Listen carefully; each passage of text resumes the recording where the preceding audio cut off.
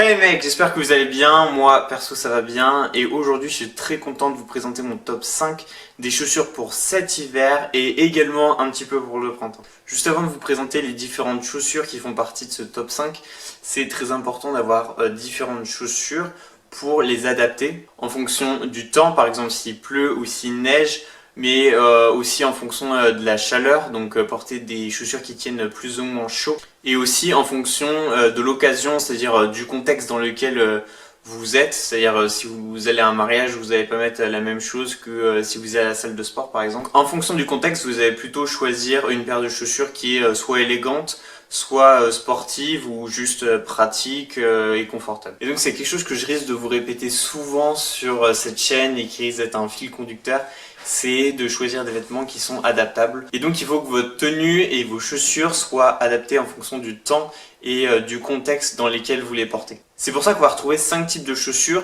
qui se complètent entre elles et en fonction du temps qu'il fait et en fonction de la formalité ou pas de l'événement, si on est plutôt dans un style décontracté ou si on est plutôt dans un style formel, et ben on mettra pas forcément la même chose. Les chaussures qui composent ce top se complètent. La première paire que je vais vous présenter, c'est le classique. Je pense que je pourrais en faire une vidéo, je pense que j'en ferai une vidéo entière dessus. C'est la sneaker blanche. Donc la sneaker blanche, pourquoi la sneaker blanche? Parce que la sneaker blanche, ça va avec tout, mais en général pas forcément que la sneaker blanche, les chaussures blanches en général, ça va avec tout. Donc forcément ça fait partie de mes essentiels pour l'hiver. Et ça va avec toutes les tenues, vous pouvez le porter tout le temps et vous n'avez pas à vous casser la tête. Mais je parlerai dans une prochaine vidéo où je vous ferai une vidéo complète sur les sneakers blanches, je pense que ça mérite une vidéo. Pour la deuxième chaussure, on va retrouver une paire qui est un petit peu plus appropriée pour l'hiver et c'est donc la Timberland.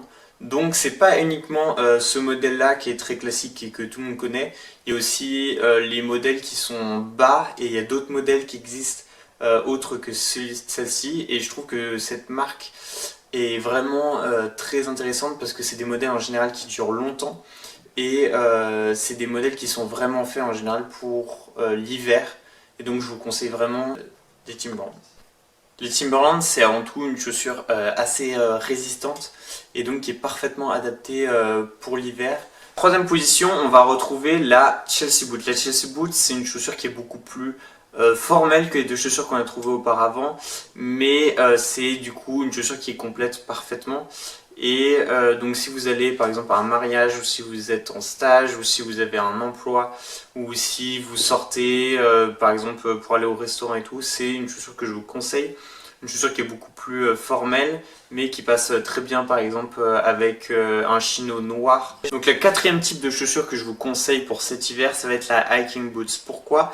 Parce que ça va se compléter avec les autres, c'est-à-dire que c'est une chaussure qui, elle par contre, va être résistante à la neige, et du coup pendant les temps où il va neiger, vous pourrez la mettre et elle sera totalement protégée. Je crois qu'il y a des modèles de Timberland qui existent qui résistent à la neige. Aussi des modèles Nike Air Force One montantes. Le cinquième type de chaussures que je vais vous conseiller, ça va être les sneakers et les chaussures qui sont waterproof. Pourquoi? Parce que déjà vous pouvez les mettre toute l'année, donc c'est des chaussures que vous allez rentabiliser à fond.